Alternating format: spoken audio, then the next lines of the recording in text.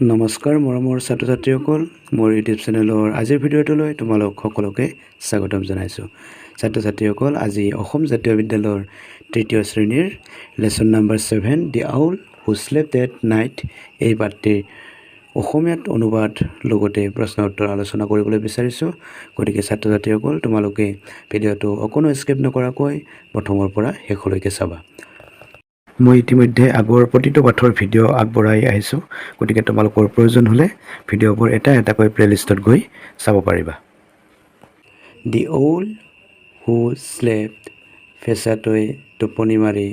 At night ৰাতি, at night ৰাতি, when যেতিয়া, the world goes off to sleep পৃথিৱীত টোপনি আহে, আউলছ ৱেক আপ ফেঁচাবোৰে সাৰ পায়। ওৱান ডে এদিনাখন, এ কিউৰিয়াছ লিটিল আউল এটা কৌতূহলী সৰু ফেঁচাই, ডিচাইডছ সিদ্ধান্ত লৈছিল, টু ষ্টে ৱেক সাৰে থাকিবলৈ, অল ডে গোটেই দিনটো, টু চি চাবলৈ, দি ডে লুকছ দিনটো কেনেকুৱা দেখা যায়। হি থিংকছ তেওঁ ভাবিছিল, দি ডে দিনটো, মাষ্ট বি মোৰ বিউটিফুল নিশ্চয় বৰ ধুনীয়া, দেন দি নাইট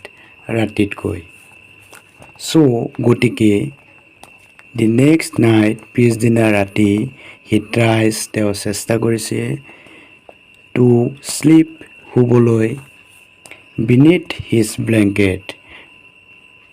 তেওঁৰ কম্বলৰ তলত। হি কভাৰ্ছ হিজ আৰ্ছ তেওঁ আৱৰি ধৰিছিল তেওঁৰ কাণবোৰ, ইয়াৰ্ছ মানে কাণ, বিকজ কাৰণ, হিজ ফ্ৰেণ্ডছ তেওঁৰ বন্ধুবোৰ, আৰ শ্বাউটিং চিঞৰি আছে, এণ্ড লাভিং আৰু হাঁহি আছে, এট প্লে খেলা ধূলা কৰোঁতে। দি লিটিল কিউৰিয়াছ আউল সৰু কৌতূহলী ফেঁচাটো, ৱেইটছ অপেক্ষা কৰিছে, till the night is almost over ৰাতিটো প্ৰায় শেষ হোৱালৈকে। হি কেন এজিউম তেওঁ ধাৰণা কৰিব পাৰিছে, ডেট যে, এভৰিবডি প্ৰত্যেকেই, ইন দ্য হাউচ ঘৰত,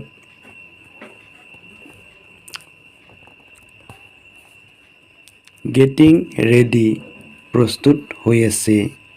ফৰ ফেলিং এছলিপ টোপনি যাবলৈ। এট ডাউন দোকমোকালিতে, দি লিটিল আউল সৰু ফেঁচাটো, কামছ আউট ওলাই আহিছিল, ফ্ৰম বিনিথ দ্য ব্লেংকেট তেওঁৰ কম্বলৰ তলৰ পৰা। দি ছান ৰাইজেছ সূৰ্যটো উদয় হয়, ইন দ্য ইষ্ট পূবফালে। হি ডিছকভাৰ্ছ তেওঁ আৱিষ্কাৰ কৰিছে, এ হোল নিউ এখন নতুন, world full of colours and night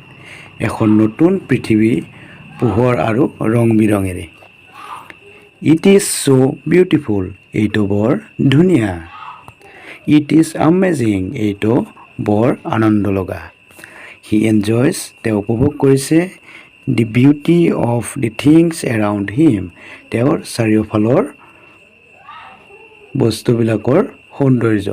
অৰ্থাৎ তেওঁ তেওঁৰ চাৰিওফালৰ বস্তুবিলাকৰ সৌন্দৰ্য উপভোগ কৰিছে। দি নাইট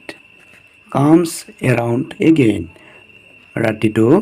পুনৰ আহিছে। দি লিটিল আউল চিজ সৰু ফেঁচাটোৱে দেখিছে, দি ষ্টাৰ্ছ টুইংকলিং তৰাবোৰে তিৰবিৰাই আছে, টুইংকলিং মানে তিৰবিৰাই থকা,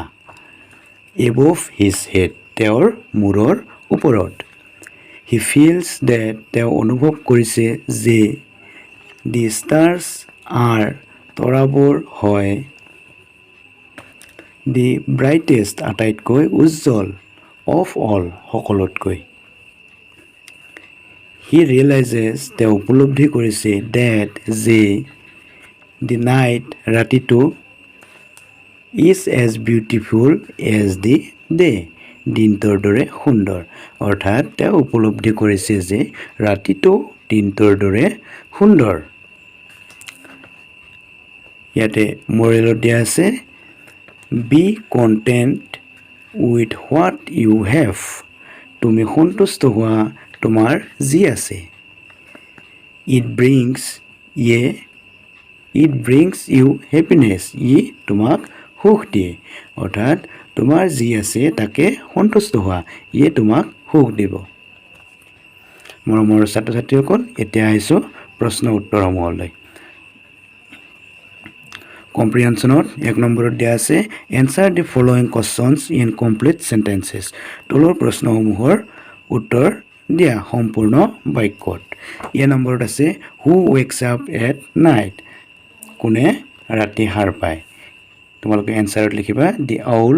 ৱেকস আপ এট নাইট ফেঁচাটোৱে ৰাতি সাৰ পায় বি নম্বৰ কোৱেশ্চন আছে Where does the little owl try to sleep? সৰু ফেঁচাটো ক'ত শুবলৈ চেষ্টা কৰিছে এনসাৰত লিখিবা The little owl tries to sleep beneath his blanket. সৰু ফেঁচাটোৱে তেওঁৰ কম্বলৰ তলত শুবলৈ চেষ্টা কৰিছে C number question When does the little owl come out from beneath the blanket?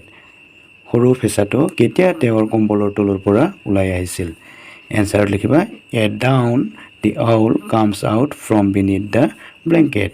সৰু ফেঁচাটোৱে দোকমোকালিতে কম্বলৰ তলৰ পৰা ওলাই আহিছে তাৰপিছত ডি নম্বৰ কোৱেশ্চন আছে What does he realize? তেওঁ কি উপলব্ধি কৰিছে answer He realizes that the night is as beautiful as the day. ৰাতিও দিনটোৰ দৰে সুন্দৰ তাৰপিছত 2 নম্বৰত আছে Fill in the blanks with words from the text. পাঠ্যপুথিৰ পৰা শব্দবোৰৰ সৈতে খালী ঠাই পূৰ কৰা তোমাৰ পাঠ্যপুথিত এই শব্দবিলাক আছে এই শব্দবিলাক তাৰ পৰা উলিয়াই খালী ঠাই পূৰ কৰিব লাগিব এই নম্বৰত আছে He covers his ears তেওঁৰ কাণবোৰ আৱৰি ধৰিছে because কাৰণ his friends are তেওঁৰ বন্ধুবোৰ হয় days and days at play খেলা ধূলা কৰোঁতে কি কৰিছিল চিঞৰি আছিল আৰু হাঁহি আছিল অৰ্থাৎ ইয়াতে খালী ঠাইত আমি লিখিম shouting and laughing বি নম্বৰত আছে the sun days in the east ইয়াতে খালী ঠাইত লিখিব লাগিব rises সূৰ্য পূব পিনে উদয় হয় C number he discovers a whole new world full of days and days ইয়াতে খালী ঠাইত হ'ব colors and light অৰ্থাৎ তেওঁ আৱিষ্কাৰ কৰিছে যে এখন নতুন পৃথিৱী ৰং আৰু পোহৰেৰে D number he enjoys the days of things around him ইয়াৰ খালী ঠাইত হ'ব beauty অৰ্থাৎ he enjoys the beauty of things around him তেওঁ তেওঁৰ চাৰিওফালৰ বস্তুবোৰৰ সৌন্দৰ্য উপভোগ কৰিছে ছাত্ৰ ছাত্ৰীসকল এতিয়া এক্টিভিটি 1 লৈ আহিছোঁ match the opposite gender words in the column A with the words in the column B বিপৰীত লিংগ বুজোৱা শব্দ মিলোৱা A খণ্ডত থকা শব্দ আৰু B খণ্ডত থকা শব্দবোৰৰ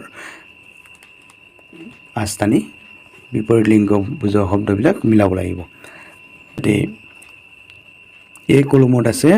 father husband men lion cow uncle brother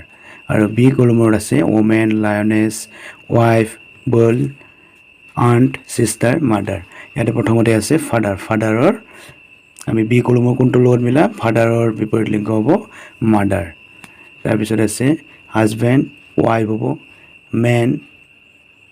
women lion lioness cow bull uncle aunt brother sister এতিয়া এক্টিভিটি 2 লৈ আহিছোঁ choose the correct gender group for each noun put a tick in the correct তলত দিয়া কিছুমান noun দিয়া আছে আৰু এই নাউনৰ তলত কোনটো জেন্ডাৰ মিলিব টিক চিন দিব লাগে ৰাইট চিন দিব লাগে ইয়াতে 1 নম্বৰত আছে সিস্টাৰ masculine হ'ব নে ফেমিনিন হ'ব masculine মানে হ'ল পুংলিংগ আৰু ফেমিনিন মানে স্ত্ৰীলিংগ আমি জানো যে সিস্টাৰটো এটা কি স্ত্ৰীলিংগ গতিকে সিষ্টাৰটো কোনটো হ'ব ফেমিনিন জেন্ডাৰ হ'ব তাৰপিছত 2 নম্বৰত আছে সন মানে পুত্ৰ এটো হ'ব মাস্কুলিন জেন্ডাৰ তাৰপিছত 3 নম্বৰত আছে ফাদাৰটো হ'ব মাস্কুলিন জেন্ডাৰ 4 নম্বৰত আছে লায়নেছটো হ'ব কি হ'ব ফেমিনিন জেন্ডাৰ 5 নম্বৰত আছে ফক্সটো হ'ব মাস্কুলিন জেন্ডাৰ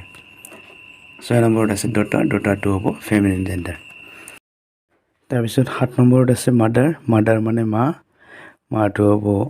স্ত্ৰীলিংগ অৰ্থাৎ ফেমিনিন জেন্ডাৰ তাৰপিছত আছে 8 নম্বৰত কুইন মানে হ'ল ৰাণীটো হ'ব ফেমিনিন জেন্ডাৰ অৰ্থাৎ স্ত্ৰীলিংগ 9 নম্বৰত আছে ব্ৰাদাৰ মানে ভাইটি বা ককাই এটো হ'ব মাস্কুলিন জেন্ডাৰ অৰ্থাৎ পুংলিংগ আৰু একেবাৰে শেষত আছে 10 নম্বৰত গ্ৰেণ্ডফাদাৰ মানে ককা এটো হ'ব মাস্কুলিন জেন্ডাৰ অৰ্থাৎ পুংলিংগ মৰমৰ ছাত্ৰ-ছাত্ৰীসকল আজিৰ ভিডিঅ'ত অসমীয়াত আলোচনা আৰু প্ৰশ্ন উত্তৰ আলোচনা ইমানেই আছিল যদি তোমালোকৰ ভিডিঅ'টো ভাল লাগিছে তেন্তে ভিডিঅ'টিত এটা লাইক কৰিবা আৰু বন্ধু-বান্ধৱীলৈ শ্বেয়াৰ কৰিবা আৰু যদি তুমি এই চেনেলটোলৈ নতুনকৈ আহিছা তেন্তে চেনেলটো সাবস্ক্ৰাইব কৰি কাষত থকা বেল আইকনটো প্ৰেছ কৰিবা যাতে মই দিয়া পৰৱৰ্তী ভিডিঅ'বোৰ তোমালোকৰ নটিফিকেশ্যনত গৈ পায় ভিডিঅ'টো চোৱাৰ বাবে ধন্যবাদ পুনৰ লগ পাম আৰু নতুন ভিডিঅ'লৈ ধন্যবাদ